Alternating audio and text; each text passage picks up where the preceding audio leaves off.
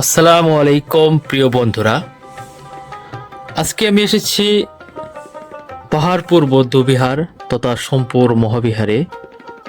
প্রিয় বন্ধুরা, আজকে যে ভিডিওটি আপনাদের মাঝে তুলে ধরছি এটি নওগাঁ জেলার বদলগাছিতে অবস্থিত।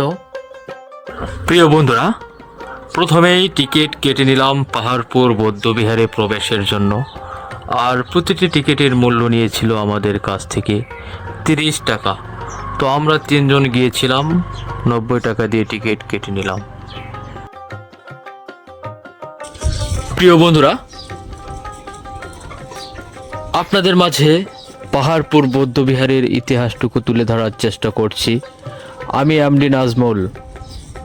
প্রিয় বন্ধুরা, পাল বংশের দ্বিতীয় রাজা শ্রী ধর্মপাল দেব 8ম শতকের শেষের দিকে বা 9ম শতকের শুরুতে এই বিশাল বিহার তৈরি করেন।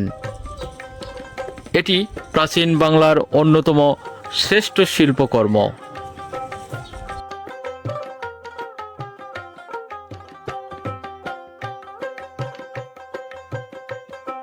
প্রিয় বন্ধুরা, এটি একটি ক্রুসিফর্ম মন্দির বা বিহার, যার মাঝখানে একটি কেন্দ্রীয় স্তূপ রয়েছে। এর চারপাশে ভিক্ষুদের বসবাসের জন্য ছোট ছোট 177টি কক্ষ বা ধ্যান কক্ষ ছিল।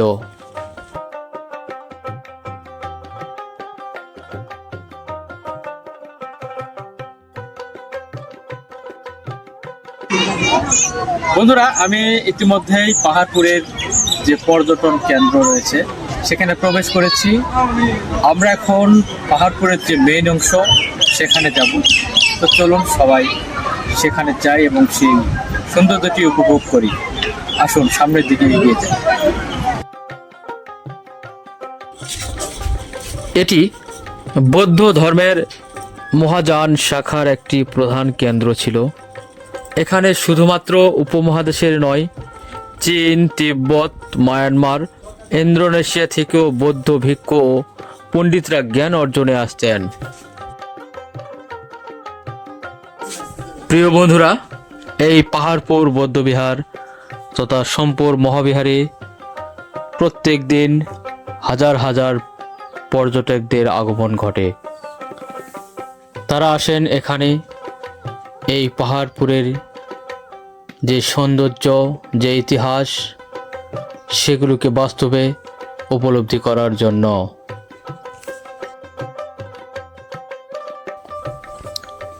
বৌদ্ধ বিহারটির ভূমি পরিকল্পনা চতুষ্কোণাকার, উত্তর ও দক্ষিণ বাহুদ্বয় প্রতিটি 273.7 মিটার এবং পূর্ব ও পশ্চিম বাহুদ্বয় 274.15 মিটার। এর চারদিকে চৌড়া সীমানা দেয়াল দিয়ে ঘেরা ছিল। সীমানা দেয়াল বরাবর অভ্যন্তর ভাগে সারিবদ্ধ ছোট ছোট কক্ষ ছিল। উত্তর দিকের বাহুতে 45টি এবং অন্য 3 দিকের বাহুতে রয়েছে 44টি করে কক্ষ। এই কক্ষগুলোর 3টি মেঝে আবিষ্কৃত হয়েছে। প্রতিটি মেঝে বিছানো ইটের উপর পুরো সুরকি দিয়ে অত্যন্ত মজবুতভাবে তৈরি করা হয়েছিল। সর্বশেষ যুগে 92টি কক্ষে মেঝের উপর বিভিন্ন আকারের দেবী নির্মাণ করা হয়। এ থেকে প্রমাণ করা যায় যে প্রথম যুগে সবগুলো কক্ষই ভিক্ষুদের আবাস কক্ষ হিসাবে ব্যবহৃত হলেও পরবর্তীতে কিছু কক্ষ প্রার্থনা কক্ষ হিসাবে রূপান্তর করা হয়েছিল। বন্ধুরা, আমি যেখানে দাঁড়িয়ে আছি এটি হচ্ছে পাহাড়পুরের বৌদ্ধবিহারের মেইন গেট। আর এই গেটেই যারা পর্যটক তারা এখানে উপভোগ করার জন্য আসেন এই বৌদ্ধবিহারটি। কক্ষগুলোর প্রতিটি দরজা আছে। এই দরজাগুলো ভিতরের দিকে প্রশস্ত কিন্তু বাইরের দিকে সরু হয়ে গেছে।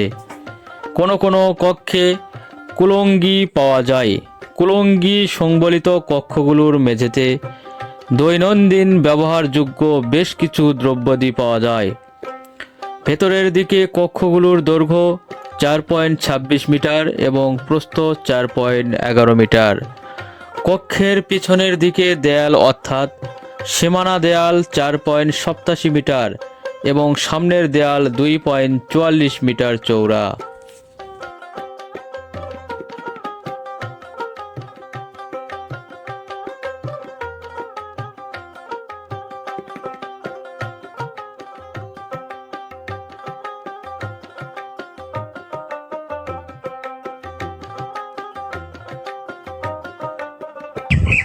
বন্ধুরা, এই যে আমার এই ডান পাশে দেখতেছেন, এখান থেকে অনেক দূর চারদিকে পুরোটাই বিস্তৃত।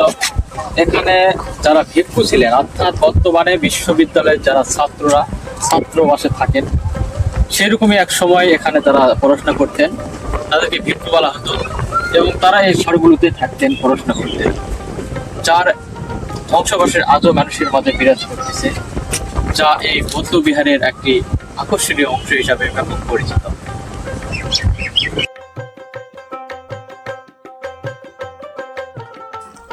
বিহারের উত্তর বাহুর মাঝ বরাবর রয়েছে প্রধান ফটক। এর বাহিরের ও ভেতরের দিকে একটি করে স্তম্ভ সম্বলিত হলঘর এবং পাশে ছোট ছোট কুঠুরি আছে। এই কুঠুরিগুলো বিভিন্ন উদ্দেশ্য ব্যবহার করা হতো। প্রধান ফটক এবং বিহারের উত্তর কোণের মাঝামাঝি অবস্থানে আরও একটি ছোট প্রবেশ পথ ছিল। এখান থেকে ভিতরের উন্মুক্ত চত্বরে প্রবেশের জন্য যে সিঁড়ি ব্যবহৃত হতো তা আজও বিদ্যমান। প্রিয় বন্ধুরা, উত্তর, দক্ষিণ ও পশ্চিম বাহুতেও এই সিঁড়ির ব্যবস্থা ছিল। এদের মাঝে কেবল পশ্চিম বাহুর সিঁড়ির চিহ্ন আছে। উত্তর বাহুর প্রবেশপথের সামনে 1984 সালে পর্যন্ত এটি পুকুর ছিল।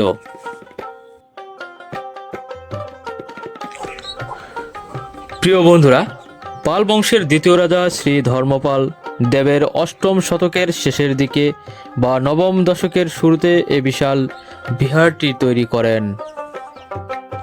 এটি সম্পর মহাবিহার নামে পরিচিত ছিল। বর্তমান নাম পাহাড়পুর এসেছে। এর ধ্বংসাবশেষের বিশাল মাটির ঢিবি, যা থেকে এর নামটি হয়েছে পাহাড়পুর।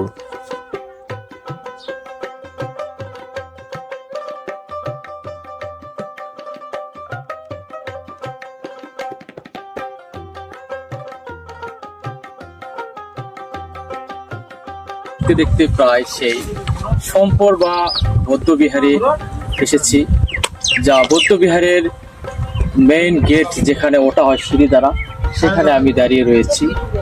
কালের বিবর্তনে এটি আজ ধ্বংস অবস্থায় পড়ে রয়েছে। তারপরে এটি মানুষের একটি বিনোদন তথা পর্যটন কেন্দ্র হিসেবে ব্যাপক পরিচিত।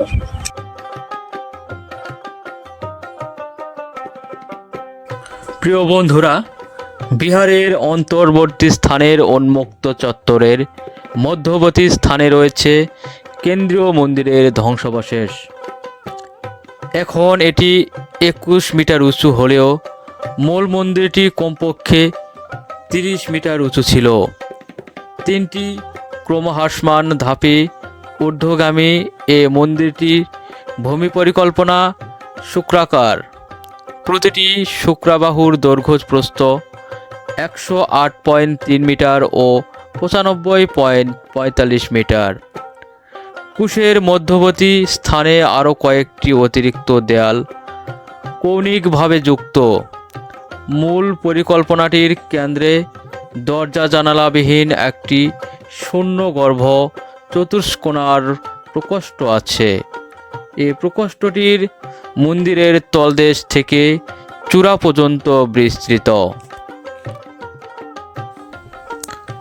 পরিকল্পনার সমান্তরালে দেয়াল পরিবেষ্টিত প্রদক্ষিণ পথ আছে। অনুরূপভাবে প্রথম ধাপে দ্বিতীয় ধাপের প্রদক্ষিণ পথের দেয়ালের চারদিকে 4টি কক্ষ যুক্ত করে শুক্রাকৃতি বৈশিষ্ট্য অক্ষুণ্ণ রাখা হয়েছে এবং এর সমান্তরালে প্রদক্ষিণ পথ নির্মাণ করা হয়েছে। প্রথম ধাপের সমান্তরালে মন্দিরের ভিত্তিভূমির পূর্ব, পশ্চিম ও দক্ষিণ দিকে দেয়াল তৈরি করা হয়েছে। উত্তর দিকের মধ্যবর্তী স্থলে সিঁড়ি ছিল। পরবর্তীতে এ সিঁড়ি ধ্বংস করে এর উপর কিছু নতুন কাঠামো তৈরি করা হয়। প্রিয় বন্ধুরা, কেন্দ্রীয় শূন্যগর্ভ কক্ষে একটি ইট বাঁধানো মেঝে আবিষ্কৃত হয়েছে। এই মেঝে কক্ষের বাহিরের চারদিকের কক্ষ ও মণ্ডপের প্রায় একই সমতলে অবস্থিত, কিন্তু চারদিকের কক্ষগুলো থেকে কেন্দ্রীয় এ কক্ষে যাওয়ার কোনো পথ বা দরজা নেই। তবে বিহারের মধ্যবর্তী উন্মুক্ত অঙ্গনে আরও কিছু ইমারতের ধ্বংসাবশেষ পাওয়া যায়। এদের মাঝে বেশ কিছু ইমারতের বৈশিষ্ট্য শনাক্ত করা সম্ভব হয়নি। অঙ্গনের দক্ষিণ পূর্বাংশে ভোজনশালা এবং রন্ধনশালা অবস্থিত। এ দুটি স্থাপনার মাঝে ৪৬ মিটার দীর্ঘ ইট বাঁধানো একটি নর্দমা আছে এবং কাছে এক সিঁড়িতে 3টি কূপও আছে। Come from Russia. Russia. Yes. The Buddha Vihar tourist, you are tourist. Yes, I am a tourist. Thank you very much. আমি এখন দাঁড়িয়ে রয়েছি বৌদ্ধ বিহারের নির্মাণের পূর্বে তৎকালীন সময়ে। এই যে এই বিহারটি দেখতে পাচ্ছেন, ছোট বিহার, এটি তারা তৈরি করেছিল নকশা স্বরূপ, এবং এটি যখন তারা সাকসেসফুল হন তৈরি করার পর, তখন এটার আঙ্গিকে তারা বড় বিহারটি তৈরি করেছিলেন।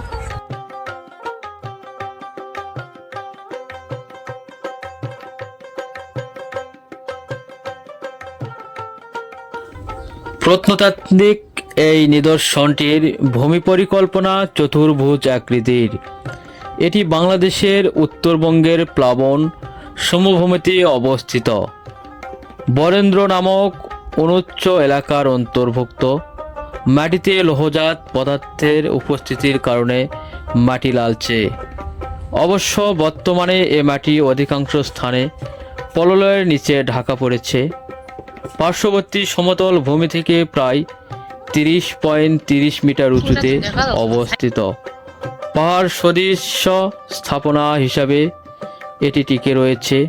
স্থানীয় লোকজন এক গোপাল চিতার পাহাড় আখ্যায়িত করত, সেই থেকেই এর নাম হয়েছে পাহাড়পুর, যদিও এর নাম প্রকৃত নাম হচ্ছে সম্পর বিহার।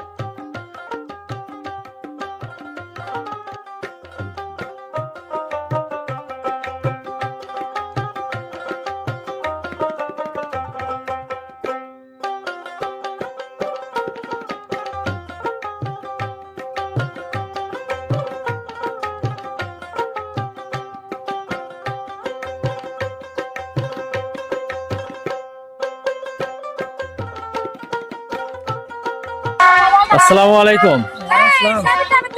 আপনি যে পাহাড়পুরে ঘুরতে যাচ্ছেন, কেমন লাগতেছে আপনার? এই যে মেয়ে ছেলে ফেলে নিয়ে একটু ঘুরতেছি, ভালো লাগতেছে ইনশাল্লাহ। সহপরিবারে আসা যাবে হ্যাঁ, এখানে? সব পরিবারই আমরা আসছি। যাক, আপনাকে অনেক অনেক ধন্যবাদ। ঘোরেন, এখানকার বিনোদনটি উপভোগ করুন। আলহামদুলিল্লাহ। ওকে।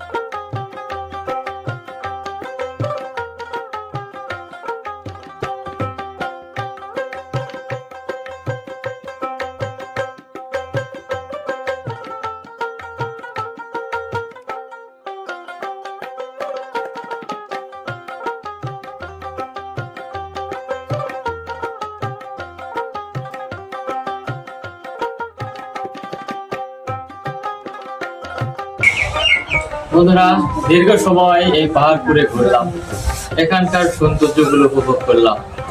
এখন ক্লান্ত হয়েছি, বাড়ি ফেরার পালা। তো যাই হোক, যেটুকু সময় এখানে দিলাম, উপভোগ করলাম এই সৌন্দর্যটুকু, বিভিন্ন জায়গার সৌন্দর্য উপভোগ করলাম পাহাড়পুর মধ্যে বিকে। এখন শরীর প্রায় ক্লান্ত অবস্থায়, বাড়ি ফেরার পালা।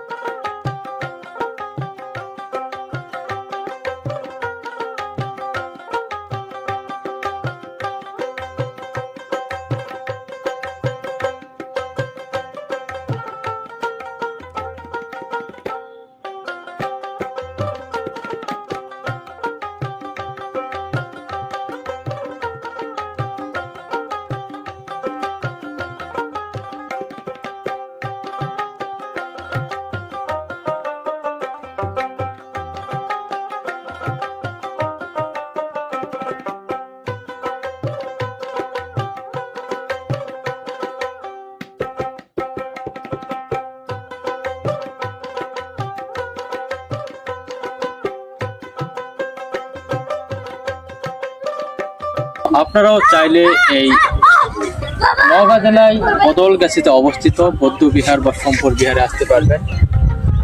তো অবশ্যই আপনারা একটু বিনোদন নিতে চাইলে বা পর্যটনের সৌন্দর্যের যে বৌদ্ধ বিহারের ভিউটি উপভোগ করতে চান, তাহলে অবশ্যই এই বৌদ্ধ বিহারে আসবেন। সবাইকে আসার অনুরোধ জানিয়ে এখানেই বিদায় নিলাম। আমি এমডি নাজমুল। আল্লাহ হাফেজ।